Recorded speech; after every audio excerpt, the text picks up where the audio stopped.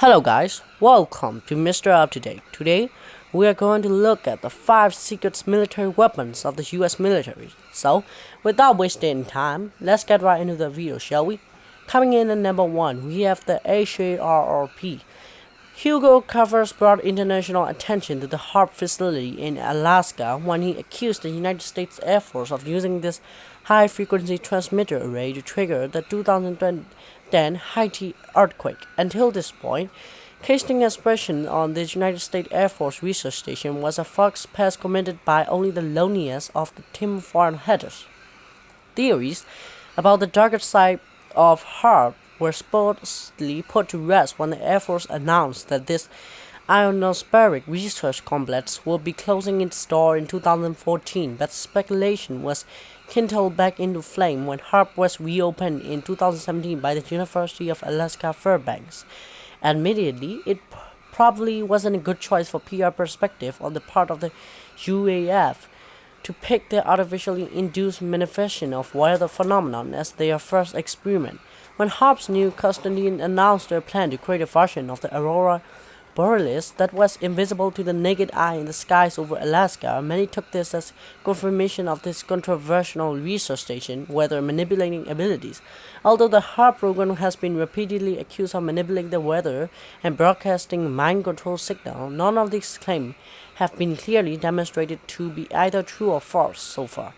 Coming in at number 2, we have Project Thor. Potentially overshadowing the MOAB as the most lethal non-nuclear weapon in the United States arsenal, Project Thor is a technology designed by Jerry Pownall in the 1950s that could obliterate enemies with bolts from above. Currently termed rods from God, this type of kinetic energy penetrator would theoretically consist of a pair of satellites. One serves as a targeting hub and the other is equipped with 6-meter long 20-feet tungsten rods that could be dropped on a target from orbit, capable of penetrating hundreds of feet into the Earth's crust. These thunderbolts from Thor would produce damage equivalent into nuclear blast without a fallout. Though the cost of delivering such rods into orbit is seen as prohibitive, reopening the Project Thor initiatives was seriously considered as recently as the George Bush administration, with $21 trillion supposedly appropriated without authorization by the Department of Defense and a few other agencies. It's hard to know what potentially cost-prohibitive theoretical projects that United States government might be silently making into reality without the knowledge or consent of its people. So, coming in at number 3, we have the flying aircraft carriers. In the late 1920s, the United States Navy began exploring the tactical potential of airborne aircraft carriers. Two Zeppelin-style airships were constructed, the USS Akron and the USS Macon, both of which carried a crew of 60 men and were capable of deploying and recovering Sparrowhawk fighter planes in flight. However, both Navy flying aircraft carriers met unfortunate ends and their remains now rest at the bottom of the ocean. Recently, however, rumors have surfaced of DARPA's plan to reopen this chapter of American history and initiate another attempt to develop airborne aircraft carriers for military use. This time, these purple sensational of the skies would carry drones instead of manned warplanes, called the Gremlins program. This other DARPA initiative will consist of modified C-130 air transport loaded with stealthy drones capable of penetrating enemy defenses undetected. Given DARPA's reputation for suddenly announcing the planning stages for already completed projects as soon as their cover might be blown, it's reasonable to wonder whether there might already be gremlins flying over our heads. If the fanciful testimony of supposed secret space program insiders like Corey Gold is to be believed, there may even be Avenger-style Air Force helicarriers patrolling the skies now, rendered undetectable by advanced cloaking technology. So, coming in number 4, we have the Sublet of Massaging. It's been well established that subliminal messaging is used extensively in advertising. This type of marketing usually exploits the baser urges of the populace to influence them to buy a product or service. But what if the same principle used in subliminal advertising are also being used by the United States intelligence community for the purpose of espionage or even mind control. A former secret CIA document titled The Operation Potential of Sublet Perspection describes in precise detail the prescribed methodology for gaining the principles of sublet perspection to persuade someone to do something that they usually wouldn't do. With the author of the document automatically concludes that the operational effectiveness is extremely limited. The CIA is widely known for its knack for operation within the structure of extreme limits and still accomplishing its clandestine objective with flying colors. So coming in at number 5, we have the biological weaponry.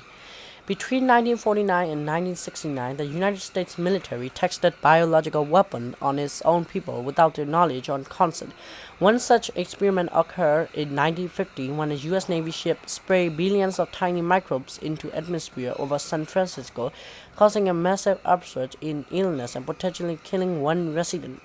Another took place in the subway system under New York City in 1966 when researchers dropped light bulbs filled with bacteria on the tracks to test how far the motion of a train would carry these potentially deadly pathogens. Still, other experiments consisted of engulfing entire cities in a cloud of zinc cadmium sulfide under the pretext of providing a smokescreen to hide the population in the event of the outbreak of nuclear war.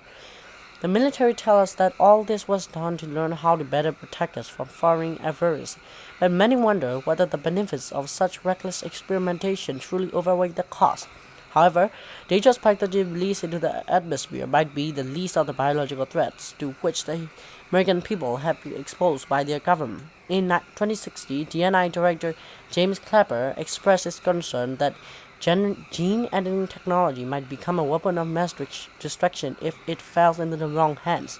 The science of gene editing has proliferated throughout the modern world, seemingly with little to no thought given to the potential distress of tinkering around the genetic structure of the biosphere. While naturally occurring pathogens are bad enough, genetic engineering has given rise to the potential existence of secretly developed biological weapons that could wipe out entire national population practically overnight. But microbes give superpowers by scientists might actually pose less of a danger than other types of genetically modified organisms that have been let loose among an unwitting populace. In 2013, a group of around 300 scientists formally rejected the premise that there is a scientific consensus on the security of GMOs for humans' consumption. This statement led numerous restaurant and grocery chains such as Crypto and Trader Joe's to outright ban GMOs from their kitchens and shelves.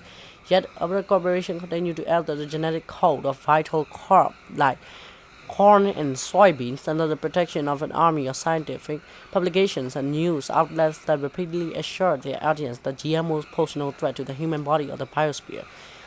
Giants like monsters are heavily supported by the United States government. If GMOs truly are determinant of human health, the unending spread of these unnatural organisms could be serving as covert continuity of the government deadly habit of exposing its people to biological weapons.